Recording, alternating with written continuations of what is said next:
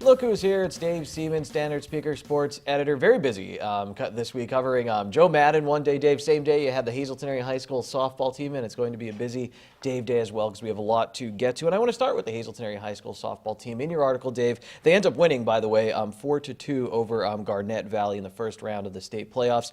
But in your article, you start out talking about Erica Book, how she wasn't happy with her performance in the District's 2-4 sub-regional championship game, wanted to make amends for that. You said she's always upbeat, though, always happy, and she definitely did a great job in the first round of the state playoffs. There's no doubt about it. She took a one-hitter into the seventh inning and allowed only that one base runner, until Garnet Valley rallied in the seventh inning, and she was on her game. Like, she's not an overpowering pitcher, first one to admit that, and she puts the ball over the plate, let the opposing team make contact, and relies on her defense. And her defense is generally very good. Didn't have a good game against Williamsport, so that kind of got Erica in a little bit of trouble.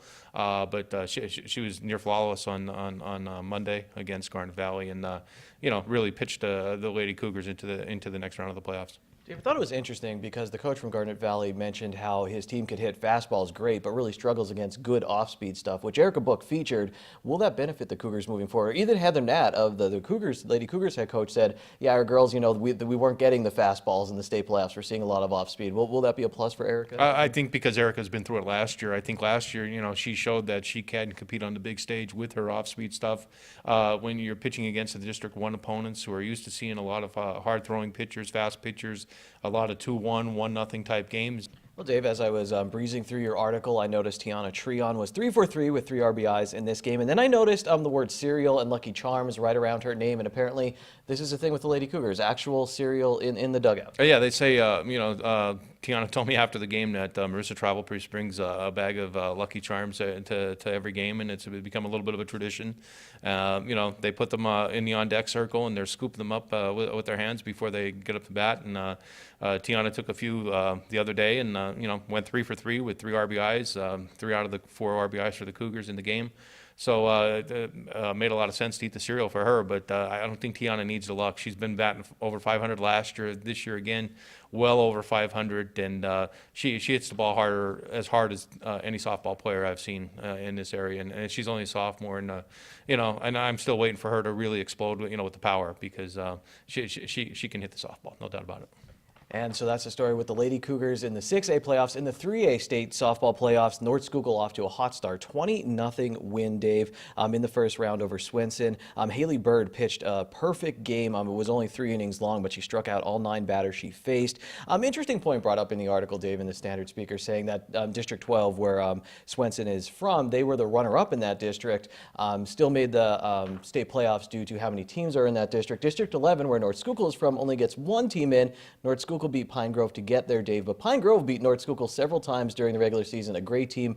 They did not qualify. Is there a way the PIAA can look into this, or is it so hard just to look at this year in and year out? Maybe District 11 has a down year one year. It's hard to.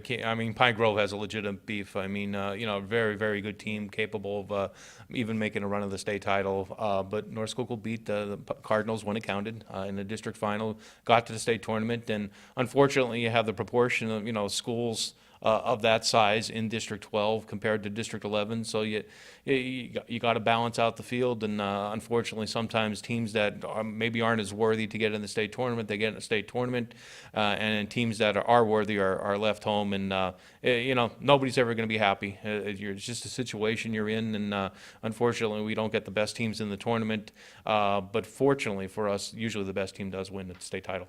And Dave, Hazelton area baseball, they get a District 2 championship after an up and down start to the season. Getting gold medals has to feel nice. They don't qualify for the state playoffs. They had to win the District 2-4 sub-regional to do that. But a nice end to the end of the season for Gino Carr's team, and Brady Antolik really coming along as a pitcher on that team. Had another nice game in the championship against West Scranton. Yeah, there are a lot of young players on that team too. Not only Brady Antolik, but Frank DiGaetano pitched very well down the stretch for them. Jerome Reppit's another sophomore. Gabe Collier's a sophomore. Gavin McGowan's a sophomore. You could keep going on. There, a lot of young players got to see action, from the beginning of the season on, and they carried the team. I believe they won 7 of the last 9 games. Unfortunately, had that 1-run loss to Williamsport. That's going to stick in their craw. Hopefully, it motivates them for next season, gets them back to that sub-regional final at the stadium, and maybe they win that game and get into the state tournament. But it's no consolation prize. You win the district championship in District 2. It's a good tournament to win. They beat a good Delaware Valley team on the road just to get to the final of the sub-region and to make their way into the district final. But hats off to Gino and his team, because they really came through at the end of the season. Well, Dave, thank you for being on our team. I definitely appreciate it, and read all of his articles along with Steve Stallone and the Standard Speaker as we continue through the state playoffs in softball and baseball.